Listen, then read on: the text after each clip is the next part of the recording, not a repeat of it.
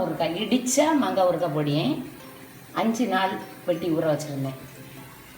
5 நாள் பார்த்தா இவ்வளவு துண்டு நல்லா ஊறிட்டு நிறைய தண்ணி ஊற்றினா தண்ணியெல்லாம் ஊற்றாண்டா. மாங்காயிலே உப்பு போட்ட உடனே தண்ணி ஊறிடும்.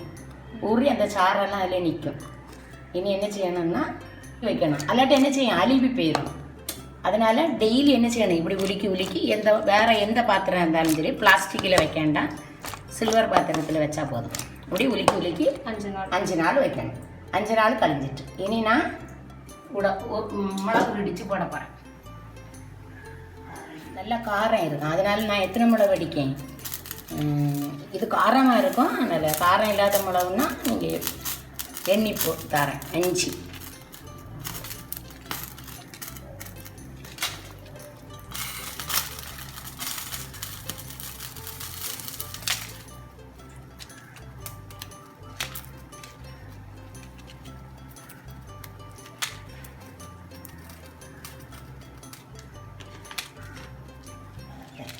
நான் போட்டிருக்கேன்ல, ஒரு 10-12 வத்தல்.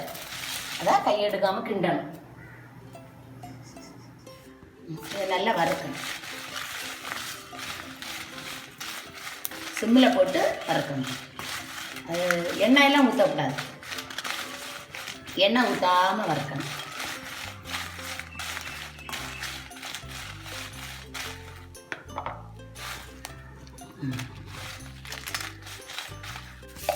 இவ்வளோ வெந்தயம். நீங்கள் என்ன செய்யணும், ஒரு 2 கரண்டி வெந்தயம். எனக்கு அளவு தெரியனால நான் அப்படி போனேன். 1 கரண்டி கடுகு. இனி கிண்டி கொடுக்கணும். பொட்டும் நல்லா.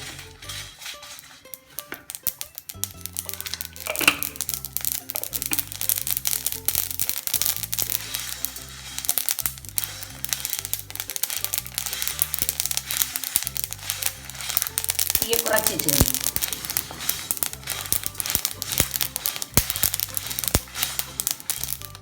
அப்புறம் என்ன செய்யணும், கருவேப்பிலை, இவ்வளோ கருவேப்பிலை.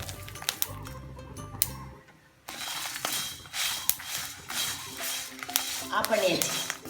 போட்டாச்சா? ஆஃப் பண்ணிட்டு காய் தண்ணி போடணும்.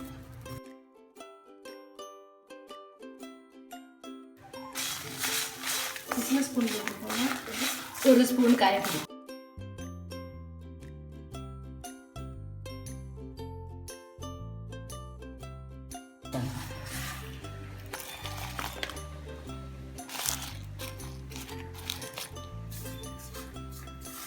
மிளகா ஃபஸ்ட்டு அடிச்சுட்டு ஃபஸ்ட்டு என்ன செய்யணும்னா மிளகா போட்டு அடிச்சிடணும் ஒரு அடி. அதுக்கப்புறம் இது காயப்பொடி, இந்த மல்லி, அந்த கடுகு. ஏன்னா நீங்கள் ஒரு அடி அடிச்சிட்டோம், அடிபடாது. அப்புறம் எல்லாம் மொத்தமாக போட்டோம்னா எதுவுமே சேர்க்க விடாது.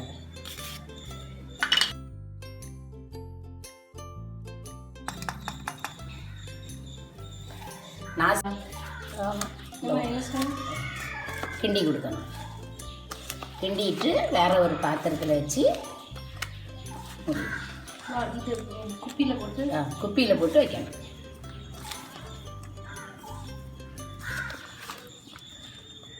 கடுகு, கொஞ்சம் கடுகு. அது எதுக்கு கடுகு பொடியோன்னா அது ஒரு மணம் வரும், சூப்பர் மணம் இருக்கும். அதுக்கு தான் அந்த கடுகு பொடி. கடுகு, கொஞ்சம் வெந்தயம், கொஞ்சம் 10-12 மிளகு இவ்வளோ இடித்து இப்படி வச்சிடணும். உங்களுக்கு தேவைன்னா நீங்கள் நல்லெண்ணெய் கொஞ்சம் காய்ச்சி அப்படி ஊற்றிடலாம். இதுக்கு மேலே ஊற்றாட்டாலும் ஒன்றும் இல்லை, ஊற்றினாலும் ஒன்றும் இல்லை. அவ்வளோ தின்னா அவ்வளோ டேஸ்ட்டாக இருக்கும். Super taste.